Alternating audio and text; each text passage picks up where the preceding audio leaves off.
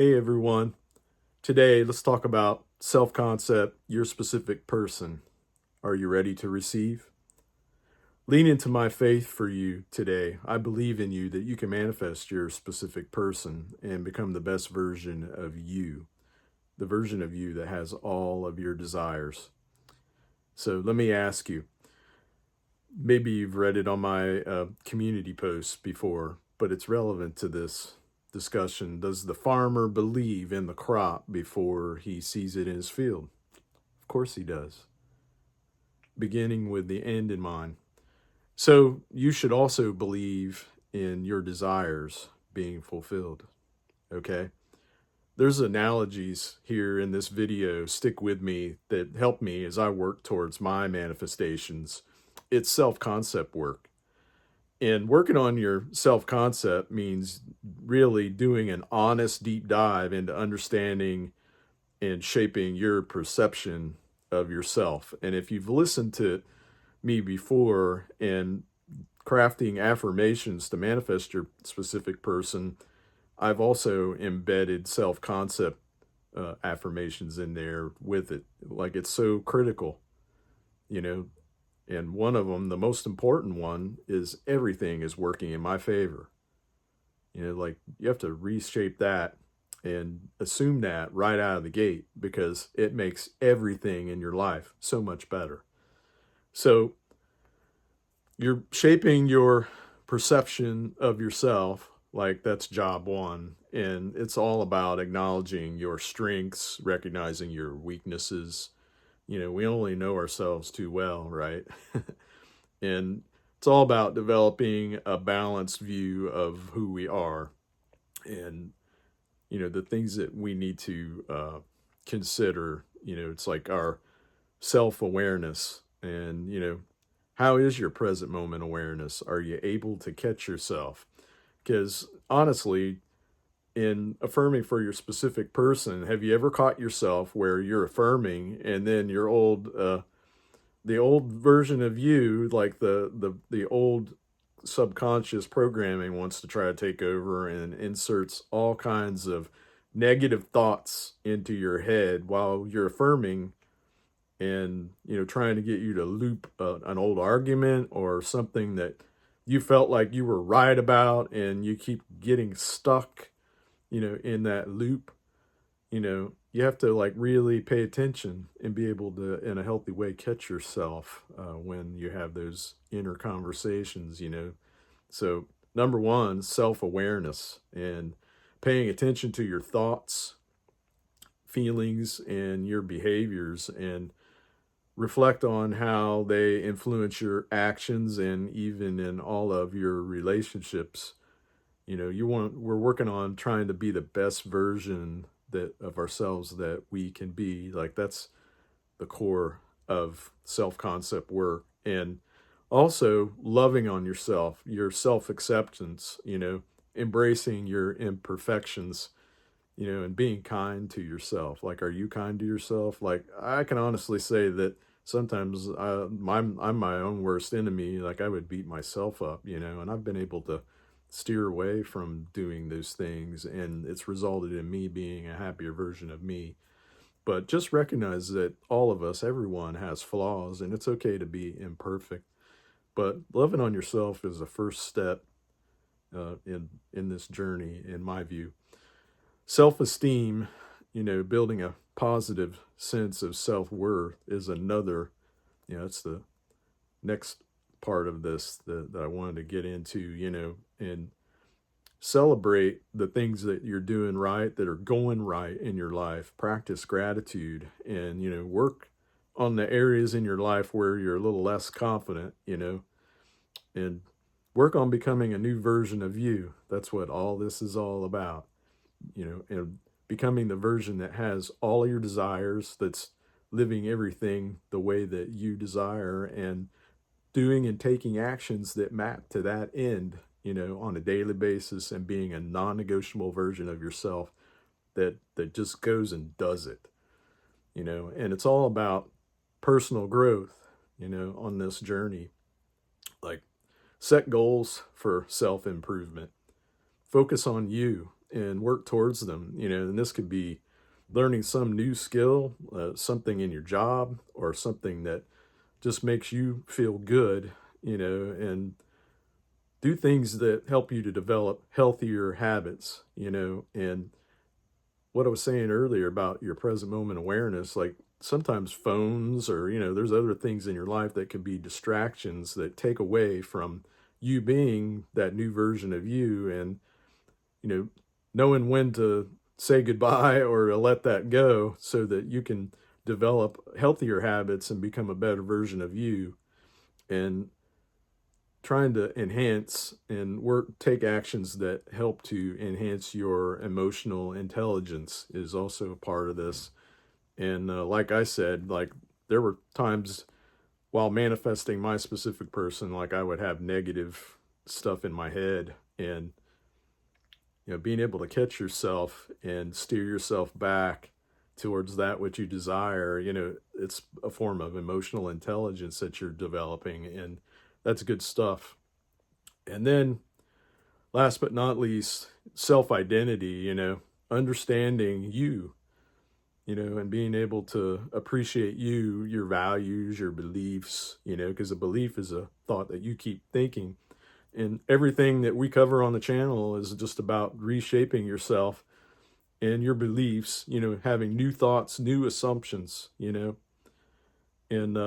being appreciative of what makes you unique, and it's everything to help you stay true to yourself, and that feels good, right? And making decisions that align with your, authentic self, self-love. It's so good, right?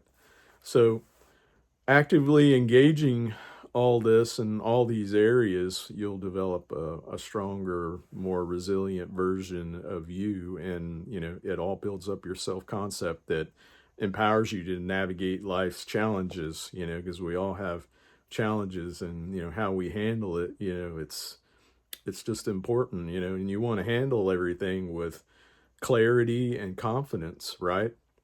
So in manifesting your specific person, the way to really be effective in it is to start with your self-concept, and working on yourself and being the best version of you that you can become.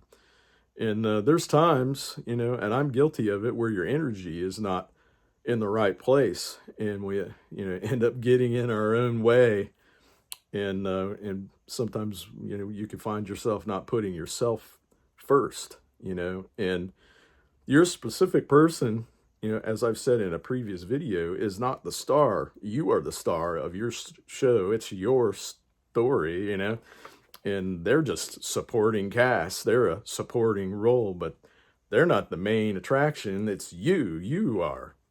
Okay? So in the spirit of Neville Goddard, I just want to cover a passage that's in the Bible in Matthew 13. So when you're affirming and visualizing for your specific person, and you're not taking good care of yourself, first, and doing your self-care, or even being in a position where, sometimes you might catch yourself being a little bit needy, and your specific person picks up on that. And you end up not being magnetic, and it's like sowing the seed of your desire, and Neville has said that about sowing the seed of your desire and watering it with your attention, and the other part of this, and why I wanted to touch on this, because I believe fully that he would say these things, in Matthew chapter 13, that what if you're sowing the seed of your desire and you're sowing it into soil that isn't prepared to receive it? So that happens, and that soil, I'm telling you, is your self-concept. So we obviously need to do some things, as I said earlier, just it helps you build your self-concept, and it'll prepare you to receive. So in the passage of Matthew chapter 13, verses 4 through 8, it says, "Behold, a sower went out to sow, and as they sowed, some seed fell on the wayside, and the birds came and devoured it. Some fell on stony places where they did not have much earth, and they immediately sprang up, but because they had no depth, when the sun was up, they were scorched. And because they had no root, they withered away. And some seed fell among thorns, and the thorns sprang up and choked them out. So I said all that to say this. So it's a prime example of you affirming for your desires and then getting into the state of the wish fulfilled, and then suddenly reverting back to the old version of yourself that maybe was in lack or thinking negatively, or if you're like me, you were affirming, and then, you're getting bombarded by the old version of you that's wanting to think negatively, and you end up thinking against your desire and not taking good care of your mental diet. And your mental diet is just staying in alignment with that which you desire, right? So Neville says that the dominant of two states is what wins out. So if you're affirming for your desire 20% and then thinking negatively 80%, you're not going to manifest. You're slowing yourself down. It happens to us, and we end up being ineffective, in sowing the seeds of our desires, and it's like, but once you've taken good care of yourself and your self-concept, and you get better as you're doing the affirmations and not attending to those negative thoughts, just letting them fly by, you're preparing your soil to become rich, bountiful, and ready to receive. And I'll close it with, verse 8 of Matthew chapter 13, verse 8, where it says, "But other seeds fell on the good ground and yielded a crop, some 100, some 60, some 30.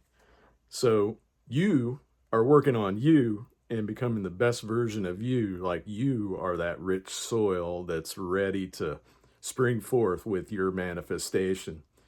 So I hope this helped you, because when I read it during my journey, it really helped me to think about, just like, I really need, like, this is a physical example, like with the farmer, that it really is, you're sowing, as Neville would say, you're sowing the seed and you're watering it with your attention. So you take control of your present moment awareness, and you become the non-negotiable version of you that's just focused on hitting your goal of your manifestation and trusting it, like that farmer, like I said in the beginning, does the farmer believe in the crop before he sees it in his field? Of course he does. So should you. So I hope this helped you, and please hit the like button down below so we can push out some encouragement to others out there who need to hear it. And please comment down below, and I appreciate that you're here with me. Please like, share, and subscribe.